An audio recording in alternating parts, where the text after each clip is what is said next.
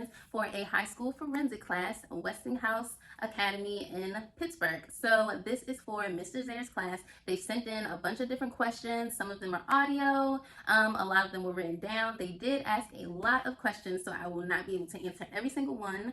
Pretty much every student, asked me about 3 questions. So what I'm going to do is answer one question from each student. And yeah, so I hope I do not mess up any of you guys' names. If you're watching this, or when you do watch this, I hope I don't mess up any of you guys' names. If I do, I am so sorry. I'm so sorry. But yeah, I'm going to go ahead and get started. I'm going to start with the audio questions first. So the first audio question is from Terry B. Are crime scene investigations similar to how they show them on TV shows? If not, how are they different? So some similarities include that there's a crime scene investigator that responds to the scene, they're collecting evidence, and they're doing different things to process the scene, such as maybe taking pictures, collecting, processing, taking evidence back to the lab, collecting fingerprints. There's a bunch of different things that they could do in different crime scene television shows, but I don't really watch the shows, so I don't really know everything that they do on them. But one thing I do know that makes a difference is that it is really glamorized on TV. So when I say that it's glamorized, I mean they make it seem like we as crime scene investigators can do a whole lot more than what we actually do.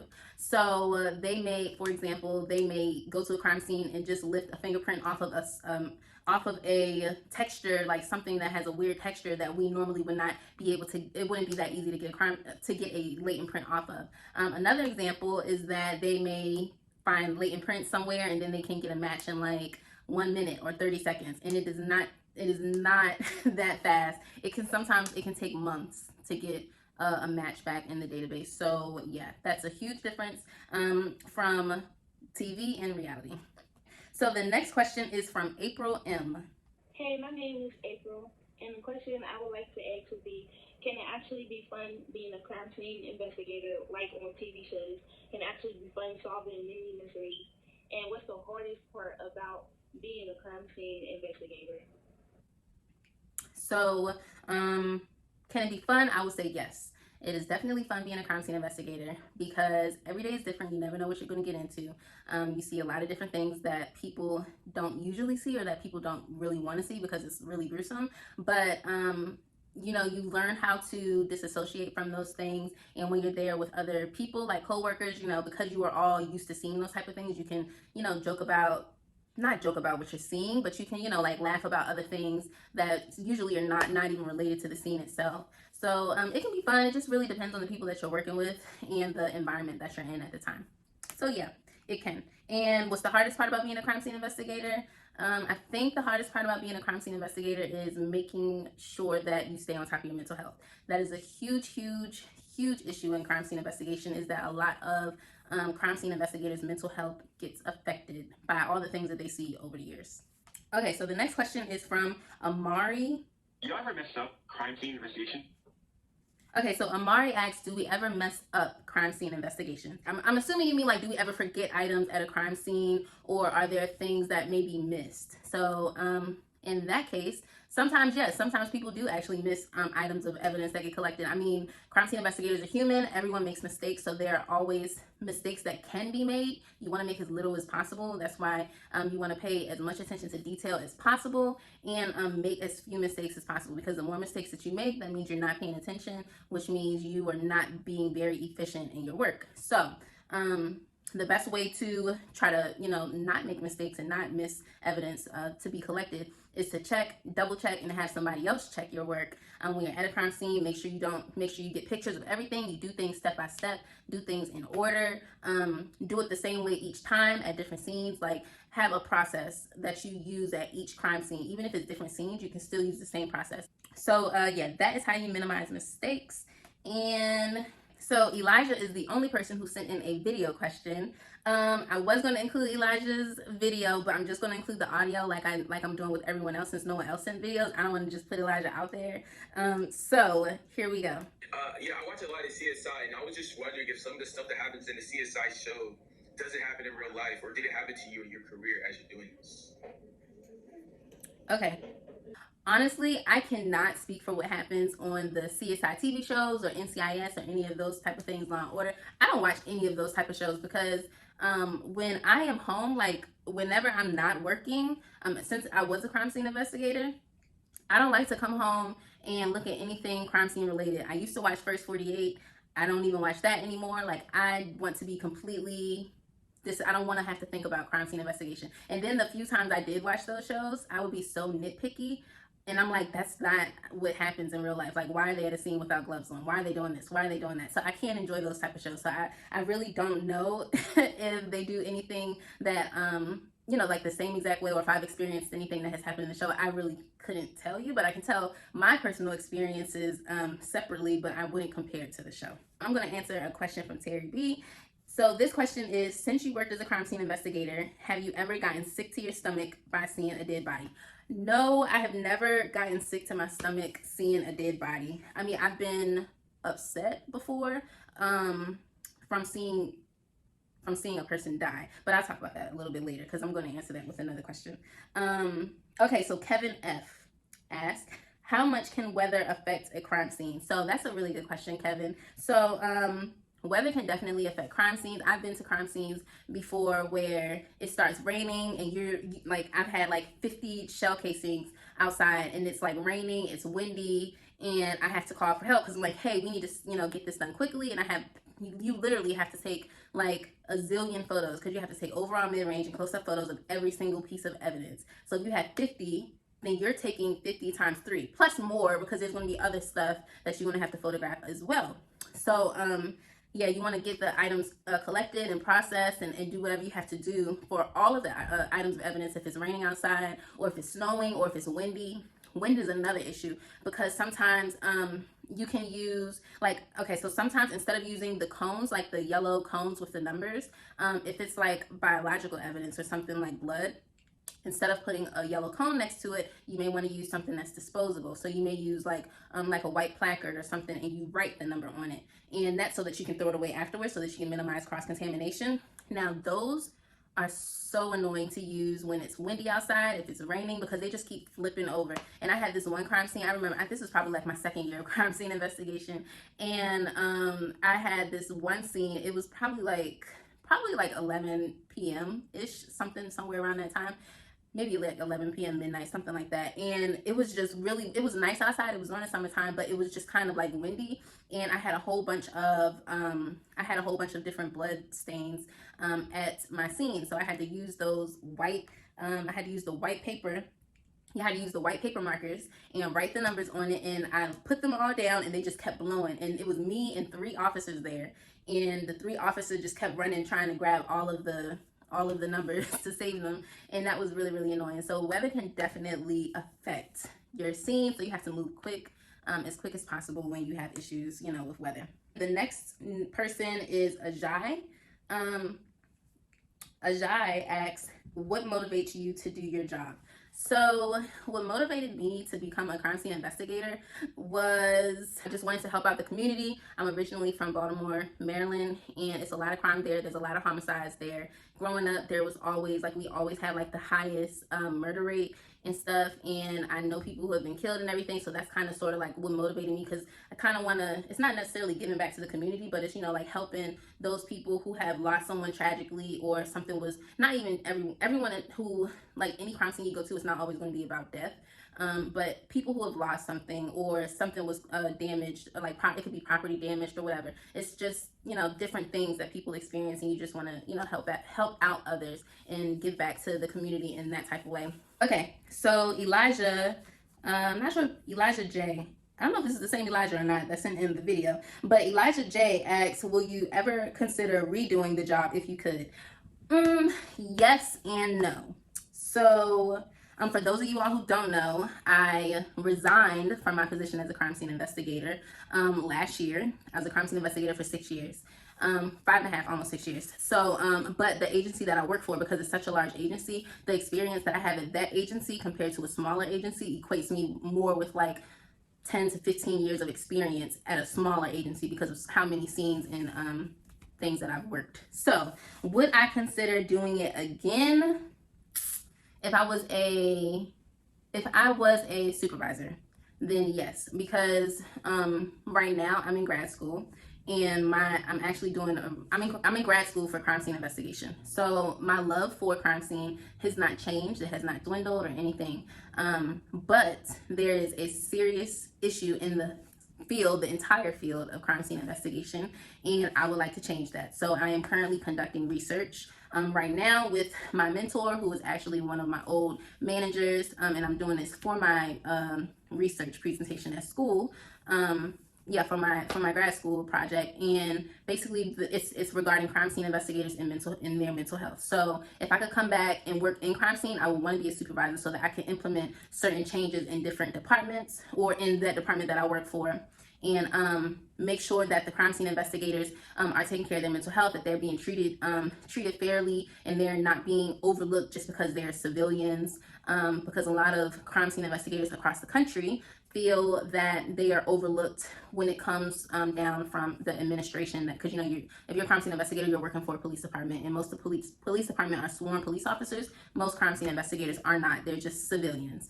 And yeah, so that's a big issue. So if I ever went back into crime scene, I wouldn't want to be a crime scene investigator. I would want to be a crime scene supervisor. So that is something I may look forward to in the future. I'm not worried about that right now. I am worried about completing my degree. And yeah, and I'm comfortable where I am right now. Sharad asks, do you like it? So I'm assuming that Sharad means, do you like crime scene investigation? The answer is yes. I absolutely love crime scene investigation. I told you guys why I love it already. Again, it goes back to high school, taking my forensics class, going to school for forensic biology and everything, and helping out the community. Anaya L asks, why does it take, she said, why do it take y'all so long to arrest a person if y'all know who it is? Okay, Anaya. So let me make it clear. Crime scene investigators do not arrest people. That is a common misconception. Crime scene investigators are not detectives. They do not solve crimes. So we are not the ones to make the arrest. So what crime scene investigators do is we assist in the collection of evidence and the processing of evidence and everything in order to help out an investigation. So we are assisting the detectives, and we are assisting the officers and everyone so that they can make the arrest, so that they have the evidence that they need in order to make an arrest. And also, you can't always, I'm not a police officer, my husband is, so he would be the better person to really answer this question from a police standpoint. But from my personal opinion, from what I've seen from my experience, I would say that you can't arrest somebody without evidence. You don't have no probable cause. Like there's a protocol that has to be followed. You can't just walk up and arrest somebody. Like there has to be, you have to have a significant amount of evidence against them, or significant, or even if it's not a whole lot of evidence, if you have enough evidence that is strong enough to be able to arrest that person or get that person behind bars, or you see that person commit a crime in the act. But if you don't see that person do whatever they're being accused of, then you need the evidence, to back up the statement. So, yep, that is the best way I can answer that question since I'm not an officer. Devontae L asks, if you appear at a crime scene late, do you group up with other investigators or do you go looking around on your own? That's a good question. Now, when you say arrive at a crime scene late, I don't think we can arrive to a crime scene late. Now, and the reason why I say that is because a crime scene investigator, like, we get dispatched to crime scenes, and once we are dispatched to crime scenes, we have to, sometimes our stuff is already in the car. I don't know about other agencies, but the agency I work for, we would go put our stuff down in our vehicles at the beginning of the shift. So if I got dispatched to a call, then I would just go downstairs, get in the car or the truck, and just drive to the scene. It could take me 15 minutes to get there. It could take me 2 minutes to get there. It could take me an hour to get there. It just depends on how far away it is, if there's traffic or whatever, if there's any accidents on the road. But I would never consider it getting there late. But when it comes to, if you mean like if there's a dead body or something and they've been sitting out there, if the body's been out there for, like, let's say an hour or 2 hours or something, and then we get there later, then a lot of that comes into play with the police side when we get called out to the scene from the detectives. Usually the detectives have to request us out there. They'll tell the officers, the patrol, like the detectives will tell the patrol officers, hey, get crime scene out there. Then the patrol will request us through dispatch, and then dispatch has to, connect to us. A lot of times you're out there by yourself. Well, at least the agency that I work for. But if it is a major scene, like if it's an officer involved shooting or a homicide, is supposed to have 2 crime scene investigators at least minimum. But sometimes you'll be there by yourself. And yourself and the detectives and the officers, but you'd be the only crime scene investigator. But officer involved shootings, it is supposed to for sure be at least 2 or 3 crime scene investigators there. Definitely 2. On paper, it's supposed to be 2 people. 3 people usually show up, and a supervisor is supposed to come out there as well to oversee, make sure things are going the way that they're supposed to be going. The next question is from A. And A. asks, have you ever gotten attached to a victim in their case? So yes, and I mentioned earlier how I saw someone die, and this is what I was talking about. This is the question I was talking about, where I got attached to a victim in their case. I wouldn't necessarily say attached, but that's the only case I got emotionally involved with. I was pissed when it happened. So I actually spoke about this case in another video, and the video was titled "Why I Quit My Job as a Crime Scene Investigator Part 2. So if you guys haven't seen it, then go ahead and check it out. But I'll give you a brief summary. Basically, I went to a crime scene. The person was supposed to be dead. They wasn't really dead. No, everyone thought that they was dead except for me. I saw him breathing, and they had a sheet over him. They swore up and down that this man was dead, and he was not dead, and he was laying in the street with no help. And I was pissed, and I saw them. I saw how the fire department treated the man when they could have saved his life, and instead they did things that added more to him dying. And then by the time they were fighting over, they weren't taking him, they were saying they were not going to take him to the hospital. Then the detectives were saying you need to, and it was just a whole big back and forth of, oh, we're not taking him, oh, you need to take him, oh, we're not taking him, you need to take him. He eventually went to the hospital, and he died en route because they put him on his back when they should have kept him on his stomach, because there was me and all the police officers out there, we all knew that he was not going to survive. If they flipped him over and they put him on his stomach, he started choking, he choked to death. I watched this man choking and gasping for air, and they covered him with a blanket, like he was just like a fish flapping in, like a fish out of water or something, like just gasping for air and stuff, and they just covered him. So that's the scene that I got emotionally attached to. Again, y'all, if I say your name wrong, I'm so sorry. I think it's Marola. Okay, so the question is, do you think someone becoming a CSI is caused by our psyche or monstrous/dangerous part of us? That's an interesting question. I like that question. So, like I said before, you really have to be. Crime scene investigation is not for everyone. Like, you have to be a certain type of person to do crime scene investigation, because everybody cannot go to those scenes and see that stuff and then be okay going home and be by themselves, or just pretend like they never saw the things that they just did. Like, you can literally see like 5 dead bodies in one day and then just go home and you're supposed to be fine. So like, supposed to be fine, I'll say that, because mental health and stuff, you have to worry about that. I said that twice already, and I'm gonna say it again because I want y'all to really understand, you got to take care of your mental health. But yeah, so I don't think that it's necessarily caused by a monstrous or dangerous part of us. I don't know if you watch Dexter or not, but Dexter is a TV show, and it's a blood stain pattern analyst, and he is a serial killer. So he has psychotic issues that is not going to be the case for a crime scene investigator, because you are thoroughly analyzed, and background checks and polygraph checks and everything else. I don't even think I know any crime scene investigators who have really committed crimes. I mean, the most that I've ever done was gotten into fights when I was in school, but that's it. Like, that is it. So yeah, it's not necessarily a monstrous part of us. It's more so you want to help, or you may have there's a lot of crime scene investigators have family members who are police officers. And like me, for example, my father's a police officer. And so I always knew I kind of want to sort of do something in regards to police, but I didn't know what. And until 10th grade, when I took my forensics class. But everybody's story is different. I can't speak for everybody, but I do not believe that it's caused by a dangerous part of us or a monstrous part of us.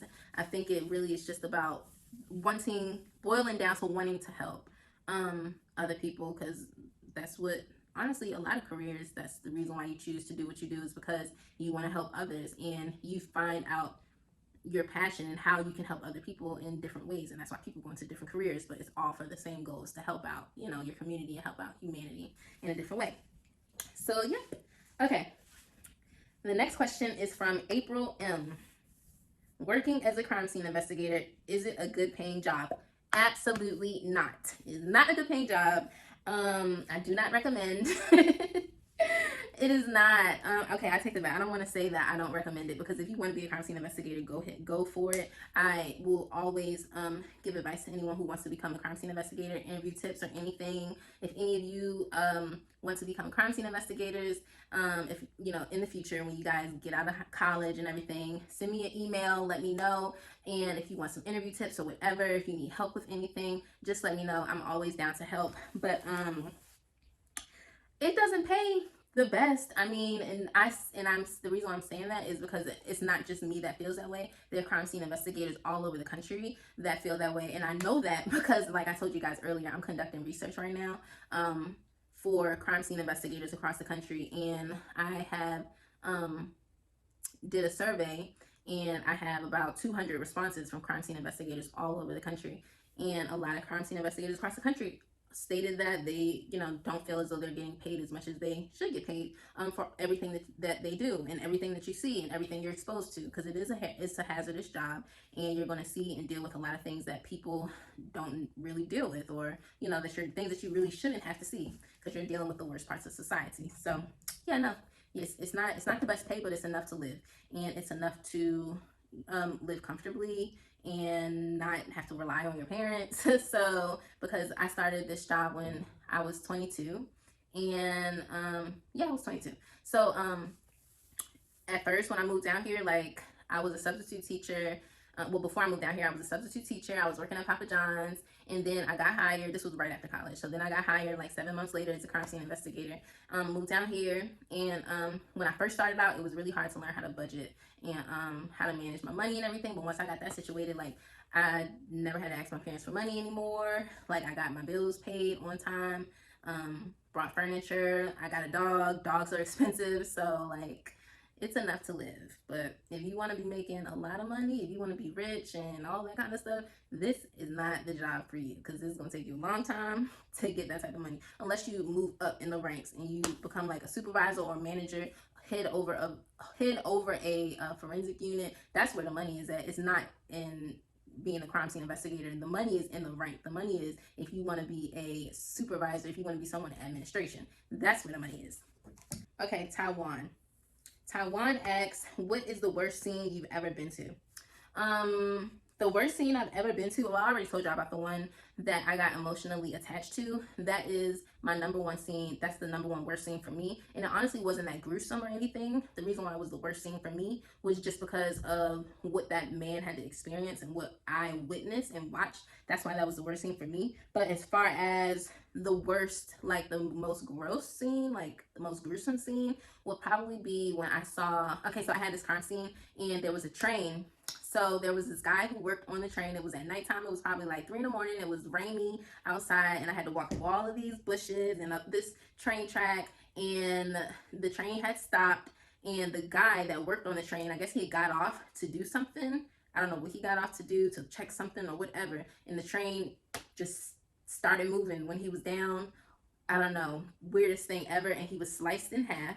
And so I saw all of like the insides of his body like come out, and I didn't watch them come out. They were out when I got there. So yeah, the insides of his body were out. His hat was like a walk down. His shoes were off. Like it was just like ran over. There were like pieces of guts, like just this is not funny. I shouldn't be laughing.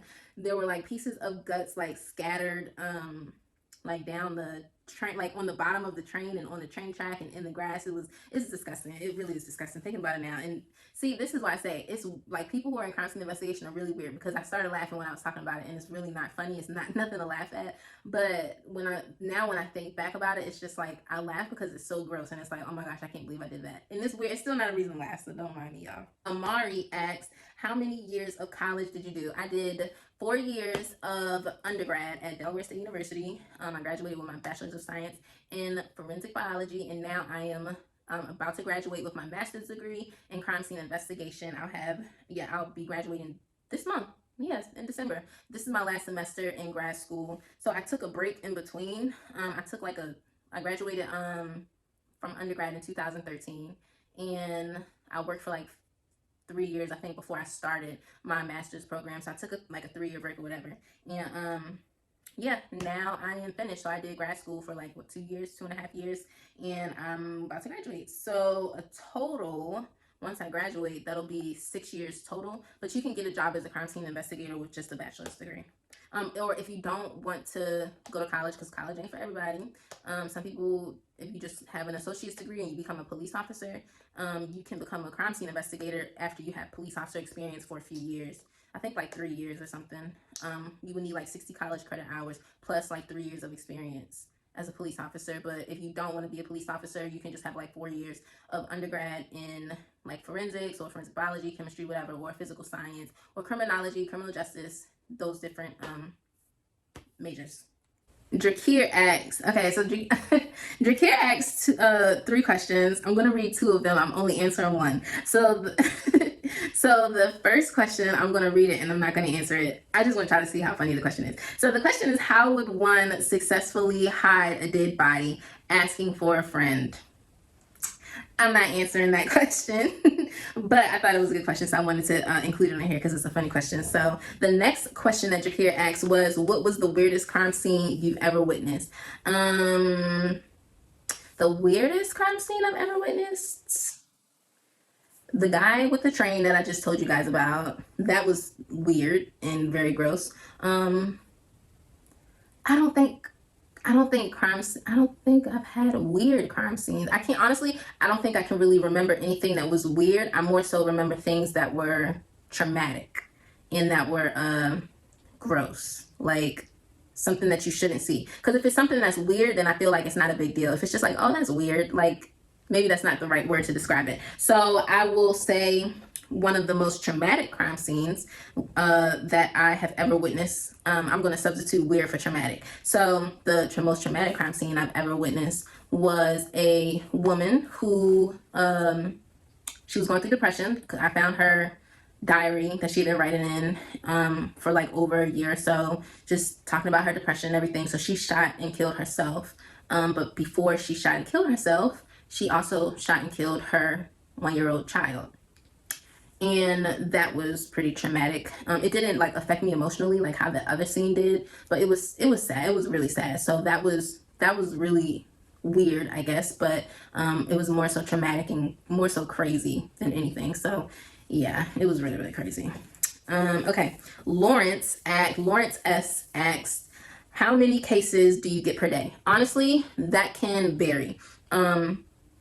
There can be slow days and then there can be super busy days. So I think the most cases that I had, high priority cases that I've had in one day was maybe 8, 7 or 8. And those are for high priority cases, but it's a mix. It's not everything you go into is a homicide. It could be a traffic fatality, a sexual assault, an aggravated assault, a robbery. It could be a homicide. There could be suicides. There could, it could be a kidnapping. So there are variations of things that you go to, and different scenes take different amount of times. It may not take you that long to do certain scenes compared to others. So it really just depends. And then also how many people are working at night. If there's a good amount of people working at night, if you're on a rotation, then everyone should technically be working kind of sort of around the same amount of scenes each night or each day, whatever. So yeah, on average, I would say about 5 major scenes per day. Now, as a crime scene technician working the lower priority calls, you can work a whole lot more low priority calls than you would the higher priority calls. So the lower priority calls, when I was a crime scene technician, I think the average may have been around 8 per day. And it's a lot of crime scene technicians that worked in the unit that I work in. So imagine 6 people each getting 8 calls a day. And yeah, that's a lot for one shift. So yep, a lot. Okay. Rico asks, do you often feel any pressure or stress in doing crime scene investigations? Do you often feel any pressure or stress? Yeah. So the stress more so comes from administration. Yeah, administration causes a lot of stress in crime scene investigation, and that's more so because you may sometimes people may feel like they have people like looking over their shoulder, or they just may feel just pressure to just not forget anything, or not, which you shouldn't forget anything, but like pressure to not do anything wrong, or if it's a high priority case. Also, you may sometimes experience or feel pressure, or like you just have more, you're more anxious about a scene, like if there is press there, if they're like, if the news camera, like the news press or whatever, news cameras and stuff are there recording everything that you're doing. That's sometimes a little, not nerve-wracking, but sometimes it causes you to be, I can't really even explain it, but it causes a little bit more stress. And you just want to make sure that you don't do anything right, do anything wrong, sorry. And also, if the family is there, if it's a bad scene, like a really gruesome scene, and the family is around, sometimes, like if the family's there and they're like emotional and stuff, that can cause you to be a little bit more like on edge. Sometimes I would say, like on edge and stressed a little bit. Okay, Jalaya asked, how many dead bodies have you seen? Whew, honestly, I don't know. I've seen so many I can't even count. Because I've seen dead bodies from 2014 through 2019, so 5.5 years. Sometimes I would see multiple dead bodies in a night. I work 5 days a week. That's a lot. Let's do the calculations. That'll be fun. Let me see. I'm gonna do it on here. Let's calculate on average for 5 years. Let's see. Where's my calculator on here? Okay, y'all, I had to download the calculator app onto my iPad here. So we're gonna do some calculations to try to guess on average how many crime scenes how many dead bodies I've seen. So I worked 5 days a week for 27 weeks per year. Is that 27 weeks? No, I got 27 paychecks per year. Take that back. So 27 times 2, because there's 2 pay periods. 2 weeks per pay period, so that's 54 weeks times 5 days a week. Okay, so that's 270. So 270 working days on average. Let's say there were some days where I would see a lot of bodies and some days where I wouldn't. So let's say on average, let's just say 3. No. Can I say 3? 3 dead bodies per night, because I have traffic fatalities, I have suicides. I'm going to say 2. I'm going to say 2. Times 2. So 2 per day, if I see 2 dead bodies per day for 270 days, that is per year. Oh shoot, that's already a lot. I hope I'm doing these calculations right. That's 540. That's 540 dead bodies times, that's for 1 year. And I was a crime scene investigator for 5.5 years, but I started going to the last 3 years were when I started going to the major crime scenes all the time. So I'll just do the 540 times 3. So that's 1,620 dead bodies approximately that I've seen. And technically I've seen more I don't even know if this is the exact number, but we're going to estimate that I've seen approximately 1,620 dead bodies. If I did these calculations correct, did the right amount of days and weeks and stuff, and the average, I said 2. So there, honestly, I've seen some nights I would see like 5 dead bodies. Some nights, if there's like I've been to like double homicides and stuff. There's been like triple homicides. So you can go to one scene and see 3 dead bodies. I actually had that was one of my first like major crime scenes that I went to. I think that was my second or third major crime scene I went to. It was like a triple homicide. It was really crazy. And so yeah, the city I worked in, like I said, it was very, very busy. Sometimes I went to assist other people. Some of the dead bodies I've seen were just old people that died, or like unexplained deaths, and it's just or decomp, like somebody died and they just stayed there, like not stayed there, but no one knew that they died, and the body was decomposing. I've been to decomps. I've been to suicides. I've been to homicides. So there's a lot of traffic fatalities, like where someone died and got drunk. Got drunk and died, like in a car accident or something. Or it was just another type of traffic fatality, bad weather, something like that. So there are many ways that people die and many ways that I've seen people dead. So yeah, 1,620, that's a very big number. And I've seen that in 5 years. More so the last 3 years, because the first 2 years I wasn't going to as many of those type of scenes. So, great question, Julia. Okay, the next question is from Marky. Marky S asks, did you ever have to protect yourself? So yes, crime scene investigation is a dangerous job. So I do want to say that you have to be able to protect yourself. So there are different ways. At the police department that I work for, you could carry pepper spray. Crime scene investigators who are civilian are not allowed to carry guns. So you're not going to be carrying a gun around like a police officer. You're not going to have handcuffs to arrest anyone, but you do have pepper spray. You can have like bite sticks for dogs, because sometimes there are dogs that, like that roam the streets in the hood, like homeless dogs or whatever, loose dogs. So, you have to protect yourself from them. Sometimes sometimes the suspects come back to the scene, and you have to protect yourself in those cases as well. But it's more so you just have to be smart. Like, you have to be aware of your surroundings. I've never like been in a fight or anything when I was, doing crime scene investigation. As far as being in harm's way, I've been at a scene where officers all had their guns drawn at officers have all had their guns drawn at a suspect. And I was called to the scene before I should have been there. It can get like really tense. It's like you can be put into some really tense situations. So it gets crazy out there. Okay, and I think this is the very, very last question from Nicole T. Nicole asks, what days do you work? Okay, I'm gonna answer two of Nicole's questions. First one is, what days do you work? So when I was a crime scene investigator, the days vary, but you get 2 consecutive days off in a row. My last schedule, I was working, my days off were Wednesday nights and Thursday nights. So Nicole's second question, do you ever feel like your job isn't for you? I never felt like, I can't take that back. I have at points gotten down and felt like the job wasn't for me, but it wasn't necessarily because I never thought that I couldn't do the job. I always knew I could do the job. I absolutely love the job. That's why, I studied, I went to, undergrad and grad school for this. So I know that I can do the job, but sometimes you do get down on yourself when you start getting burnt out. And that comes with the job. That can happen in a lot of careers, though. You get burnt out from doing the same tasks and the same things day in and day out, or the stress from administration can bother you. So there's a lot of different reasons why you can start feeling that way. But you just have to know how to handle it. And if you honestly just love the job, then you're gonna do it no matter what. If you have to take a break from it, like what I'm doing, then that's what you got to do. Because at the end of the day, like I said before, and I'm gonna say it again for the 4th time so that y'all really get this drilled in your head, you have to take care of yourself first. You have to take care of your mental health first and make sure that you are okay. Because the things that are happening, the things that you were seeing on it, like I said, we sat there, we did the calculations together. I done seen 1,620 dead bodies approximately within the past 3 to 5 years. So that can take a toll on a person. You are basically going into battle zones. Like, things that you are seeing, you're seeing things that some people don't see unless they're at war. Like, and you aren't trained on how to deal with those things. So you have to keep in mind and remember why you started the job in the first place. What is your goal as a crime scene investigator? Like, what is your personal goal?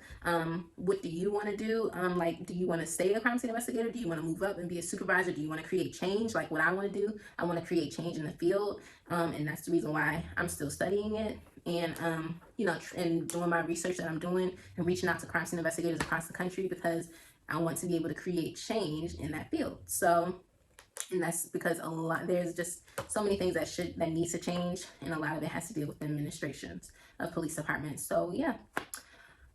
This was a very, very long, it's not even an interview. This was a very long video. I really appreciate all of you. Thank you so much to this whole class. Thank you so much for sending in all of the questions so that I can answer in this video. Thank you for the emails. Thank you, Mr. Zaire, for reaching out to me for your class, for your forensics class. I hope that this helped. I hope I answered these questions wonderfully. And I hope if you guys have any, I know that you guys have other questions that I couldn't get to because this video is already super long. Got a lot I gotta do, so I gotta get going. But thanks so much for checking out my channel, for watching my crime scene videos, and I hope that they help you guys. If any of you have questions, if you want to go into this field, if you want advice or guidance or whatever, just send me an email. I will get back to you. Thank you so much for watching this video, and to all of my YouTube subscribers that are watching this, that are going to watch this video, thank you so much. If you watched to the end, comment down below and let me know if you guys are interested in going into crime scene investigation. If so, why? What is your motivation for going into crime scene investigation?